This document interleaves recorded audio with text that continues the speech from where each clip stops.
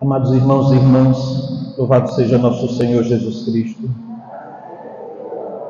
e nossa Mãe Maria Santíssima. Estão prontos para a Semana Santa? Estão prontos para a Páscoa? Coisa boa. Passamos 4 semanas já, estamos na 5ª e última. E que foi que essas 2 primeiras semanas nos disseram e que essas 3 últimas estão nos dizendo? As 2 primeiras semanas nos localizaram na presença de Deus.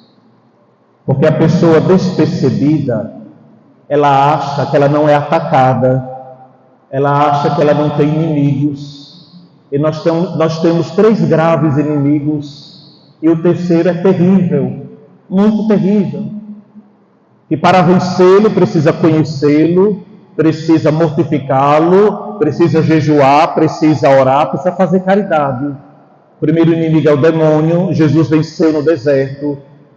O outro inimigo grave é o mundo, o Senhor nos dá a graça de vencê-los. Mas o inimigo mais poderoso é a carne, são as concupiscências, os maus desejos que eu e você, nós temos. A Quaresma existe para isso, para dizer, olhe, preste bem atenção, que nós somos peregrinos na terra, enquanto estivermos caminhando até o céu, temos que ter vitórias, e estas em Cristo, e estas vitórias só teremos se enfrentar os inimigos, e aqui está o primeiro domingo de Quaresma. Depois nós fomos conduzidos para um outro ambiente espiritual, na mesma ótica, fomos conduzidos com Jesus para o Monte Tabor, e Jesus se transfigura, e ali nós descobrimos uma outra coisa maravilhosa, que nós só somos capazes de ver o mistério pascal, de celebrá-lo, de vivê-lo, de acolhê-lo, se nós tivermos dentro de nós a luz do Monte Tabor, que é a luz do próprio Cristo. Então, do Tabor, você consegue enxergar o Calvário, e você entende, não vai ser simplesmente a morte de um homem santo. Nós estaremos na Sexta Santa e no Sábado Santo com lágrimas nos olhos, porque fizeram coisas horríveis com nosso Senhor. Jesus disse no caminho do Calvário, não choreis por mim, deixem de ser tolos, chorem por vós mesmos, porque eu sou Deus e Senhor, estou dando a vida para que vocês tenham vida, estou morrendo para que vocês matem a vossa morte, eu irei ressuscitar para que vocês ressuscitem, e se eu não estivesse com vocês, vocês não teriam a vida divina.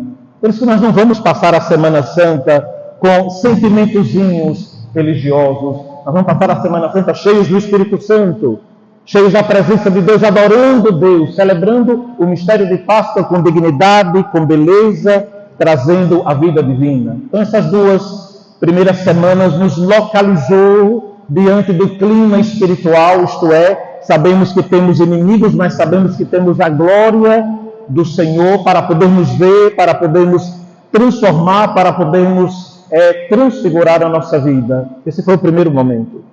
Depois nós estamos na última parte do último momento, que são os 3 últimos domingos, que eles existem para 2 realidades grandes. A primeira, aqueles adultos que irão se batizar na vigília de Páscoa, estão sendo exorcizados. Hoje, no mundo inteiro, pela 3ª vez, os catecúmenos foram exorcizados. Estão com as almas prontas, iluminadas, para receber a graça batismal.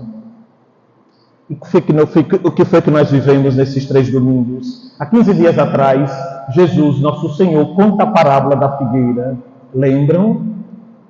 O patrão tinha uma figueira. E ela, plantada na sua casa, viu que não dava figos. O patrão chama o vinhateiro e diz o que é aquela figueira? Porque não dava figos, arranca. Há 3 anos está plantada, porque está inutilizando o solo. Aí vem Jesus misericordioso e diz, dê um tempinho, vou colocar adubo. E o adubo é a obediência. Aquele domingo ali nós fomos tocados para descobrirmos os nossos pecados. Por isso que além dos catecúmenos, essas 3 últimas semanas são para nós, que colocamos cinza na nossa cabeça. Você recebeu cinza na quarta de cinza? Sim. Você colocou cinza na quarta de cinza porque você quer se converter. porque você quer mudar de vida, porque você quer se confessar os pecados graves a um sacerdote. Você quer sair da desobediência para a obediência. Você quer sair do pecado para a luz, das trevas para a luz. Isto é, Jesus está colocando adubo na sua vida, adubo de obediência e de graça. Estavam aqui domingo passado? Sim, quarto de Quaresma. Jesus conta uma outra parábola. Ele foi criticado porque acolhia pecadores e comia com publicanos, e o Senhor conta a parábola do Pai misericordioso. E lindíssima parábola, porque depois que o filho novo desperdiçou tudo, o filho novo caiu em si, fez um profundo exame de consciência e tomou uma decisão e disse: voltarei para o meu pai. E ele voltou. E quando o pai o viu, abraçou, beijou, deu túnica, deu anel, deu sandálias e matou o novilho gordo que já está velado ali. E fez uma grande festa, festa de salvação, porque este meu filho estava morto e reviveu. Estava perdido e foi encontrado. Quando a pessoa se arrepende dos seus pecados, ela se encontra de novo com o Pai. Ela é abraçada pelo Pai. E de novo a liturgia nos mandou para o confessionário. Estamos na última semana de Quaresma, também chamada primeira da Paixão. Por isso que não podemos mais ver a cruz até a Sexta Santa. No mundo inteiro, as cruzes de ontem em diante foram veladas. Porque é a semana da Paixão e de hoje a 8, domingo de Ramos, segundo domingo da Paixão, a cruz ainda permanece velada. Só aparece a cruz da procissão de entrada da missa. E o que é que o Senhor vai nos orientar nesta última semana? Você vai gravar duas palavras: justiça, misericórdia. Quais são as duas palavras? Este é Jesus. Estão ensinando por aí um Jesus só justo. Este não é Jesus. Estão ensinando por aí um Jesus só misericordioso. Este não é Jesus. Jesus é justiça e misericórdia. Amém? Vamos tomar a primeira leitura e vamos começar a meditar nessas duas expressões. Leitura do profeta Isaías 43, fala da justiça e da misericórdia divina. Israel ficou desobedecendo o Senhor, e o Senhor dizia: se não obedecerdes a minha palavra, se não cumprirdes os meus decretos, se não circuncidar o coração, se não voltar para mim, vocês irão ser deportados. Vocês irão perder tudo. Israel não quis saber do Senhor. Israel não quis saber da palavra do Senhor. Israel fechou o coração. Chega Nabucodonosor em Jerusalém, destrói o templo, destrói a Torá, destrói a liturgia, pega todo mundo e leva para a Babilônia. 39 anos em exílio. E o Senhor disse: eu avisei. É um Deus justo. Não brinquemos com Deus. Não estamos falando de castigo por castigo, estamos falando de vida. A Quaresma existe para vivermos na justiça, sob a luz da vontade divina. Existem pessoas que perderam o divino temor de Deus. Quando a gente tem sabedoria, a gente tem o temor de Deus. E quando a gente tem o temor divino, a gente faz de tudo para sair do pecado, para não cair no pecado. Nós não brincamos, nós não podemos deleitar-se com a tentação, nós não podemos dialogar com o inimigo de Deus. E já dizia hoje pela manhã na missa das 8 horas, ainda tem pessoas que pensam que pecar é humano, pecar é diabólico, porque o pecado leva a alma para as profundezas do Sheol. O Evangelho não mudou. Tem gente tentando mudar o Evangelho, mas não vai conseguir. Ele é vivo, ele é poderoso.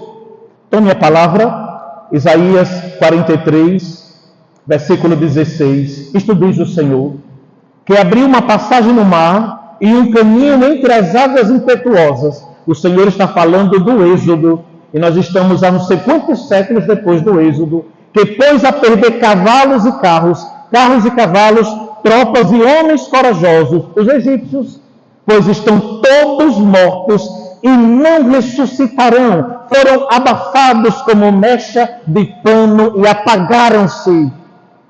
Está falando do Egito. Ele está dizendo, eu fiz isso com vocês, libertando vocês da escravidão, libertando vocês do pecado, libertando vocês da tirania, da idolatria. Versículo 18, não relembreis coisas passadas, não acolheis para fatos antigos, eis que eu farei coisas novas e que já estão surgindo, acaso não a reconheceis? Pois abrirei uma estrada no deserto e farei correr rios na terra seca. O que é que o Senhor está dizendo? Está dizendo a Israel, eu sou justo, mas eu também sou misericordioso e eu amo vocês infinitamente. Levantem-se e voltem para Jerusalém. E eles voltam para Jerusalém. Então o Senhor é o quê? Justiça e misericórdia. O Senhor Jesus. Vamos para a segunda leitura. São Paulo fala da mesma coisa. Lá no versículo 8 e 9, São Paulo diz, na verdade considero tudo como perda diante da vantagem suprema que consiste em conhecer a Cristo Jesus, meu Senhor. Quem era Paulo? Muito justo. Por causa da justiça, Paulo viu o apedrejamento de Estevão. Justíssimo. Se tem um homem sério, justo, autêntico, era Saulo de Tarso. Hoje São Paulo. Mas depois que ele conheceu a Cristo, ele disse, não, a minha justiça sem a misericórdia é falsa, a misericórdia sem a justiça é falsa.